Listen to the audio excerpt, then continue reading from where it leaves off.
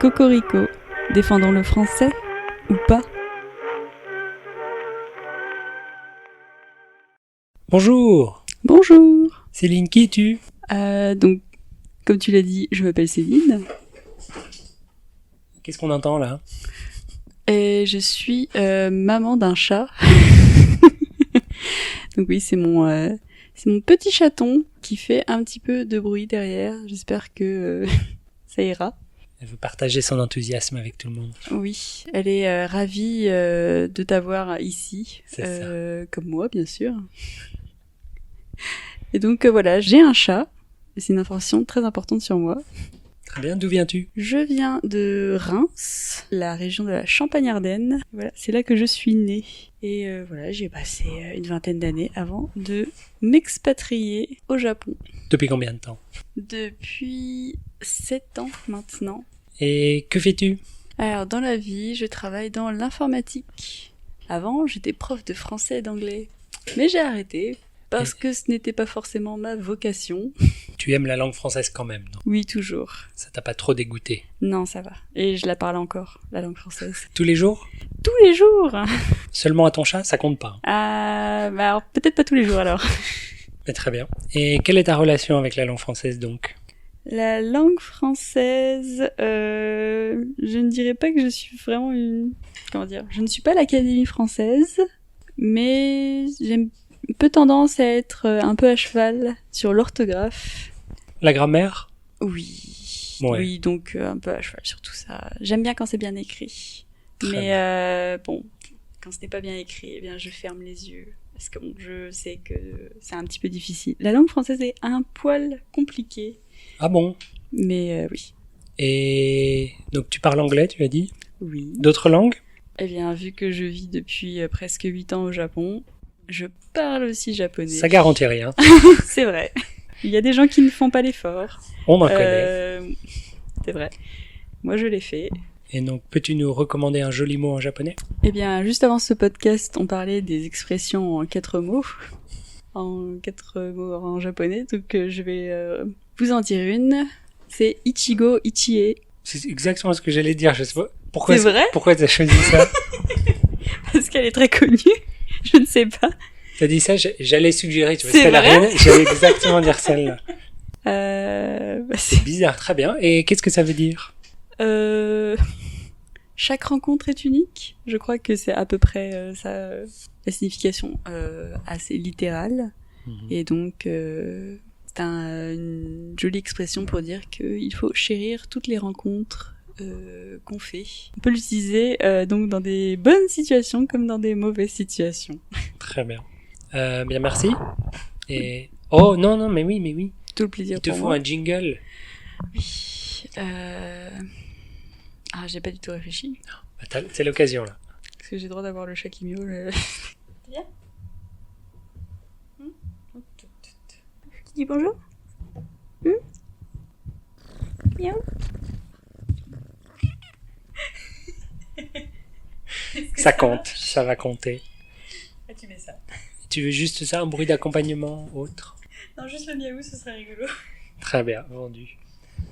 Jingle, c'est pas un mot français, au cas où tu le saurais pas. Connais-tu la recommandation de la commission d'enrichissement de la langue française? Vas-y. Je vais te le dire. Alors, essaye d'imaginer déjà, parce que tu vas être déçu. Autant te le dire tout de suite, tu vas être déçu par la francisation. Mais un truc un peu, je ne sais pas, qui sonne comme, je sais pas, des cloches ou un truc Réfléchis comme ça. à quoi ça sert. Quel est le but du jingle? Oh non, j'ai peur. Une transition. Ça aurait été raisonnable, mais Ouais. non. Non, Non, j'ai dit que t'allais être déçu. une transitionnette. Non, je ne sais pas. C'est joli. Peut-être on va garder ça d'ailleurs pour ce podcast plutôt que jingle. Une transitionnette, c'est très très bien. Non, la commission recommande le mot un indicatif. Ah ouais. Ah là. Ah, c'est nul ou c'est nul? Waouh. C'est quand même très très. Oh là là le là fun là. disparaît totalement de. Un indicatif. Mais où est-ce qu'ils sont allés chercher ça? Voilà. Un indicatif. Et attention, note, le terme jingle ne doit pas être employé. Attention. Attention, quand même, Ouais. on se respecte. Et Céline, aujourd'hui, tu as des mots à nous proposer. Oui. Alors, donc je viens de Reims. Et à Reims, donc en Champagne-Ardenne, il y a un peu des mots champenois que je vais essayer de faire deviner à Julien. On commence avec un mot que j'ai utilisé pendant très longtemps en pensant qu'il était dans le dictionnaire, que c'était un mot normal. Et un jour, j'ai appris au lycée, je me souviens encore des tours d'une conversation à la cantine. On m'a dit que entrucher n'était pas un vrai mot. Entrucher? Entrucher. Ouais.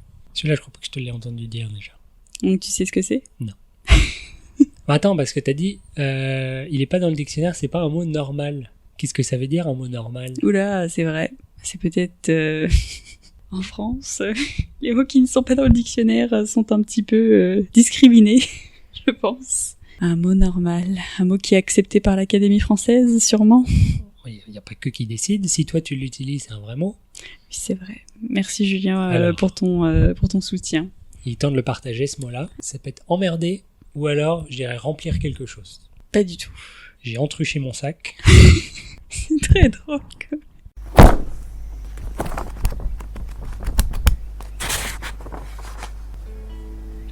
S'entrucher. Champagne-Ardenne. Entraver sa trachée avec de la nourriture. Avaler de travers. Oh, on a un mot chez nous. S'engouer. Ah, ça doit être ça. Quand tu t'étouffes avec quelque chose. Je me suis engoué avec un truc. C'est vrai? Ah. Eh ben nous on dit s'entrucher. Je me suis entruché.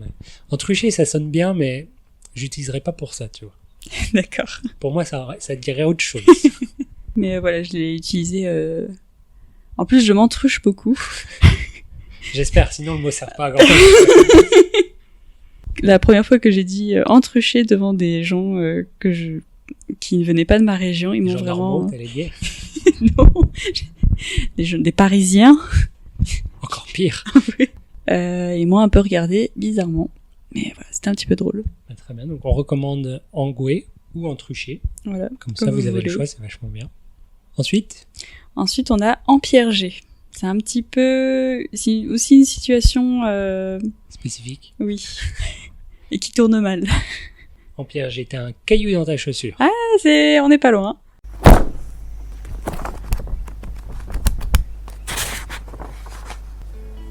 S'empierger. Champagne-Ardenne, Picardie. Se prendre les pieds dans un obstacle et en perdre l'équilibre au point de tomber face contre sol. Ah oui.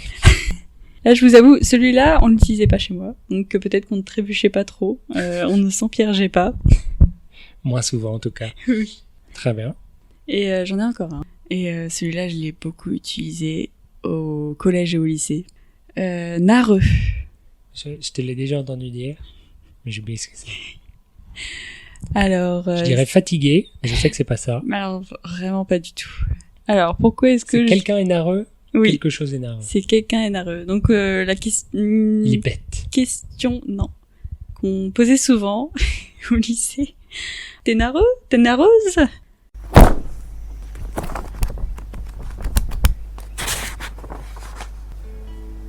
Narreux. Alsace-Lorraine, Belgique, Canada, Champagne-Ardenne, Picardie. Qui ressent un dégoût compulsif à l'idée d'une saleté ou d'un manque d'hygiène de ce qui entre en contact avec la nourriture, vaisselle, ustensiles et cuisinier. Est-ce que t'as un mot pour ça? J'ai l'impression qu'on a un truc similaire en tout cas. Ça va pas me venir, je sais pas. Donc voilà, c'est bien, très très spécifique. Un peu sensible à la transmission de maladies. Exactement. Donc 3 mots aujourd'hui, vous avez de la chance. Utilisez-les, faites-en des mots normaux. Et voilà. Très bien, merci. De rien. Et à bientôt. Salut. Au revoir.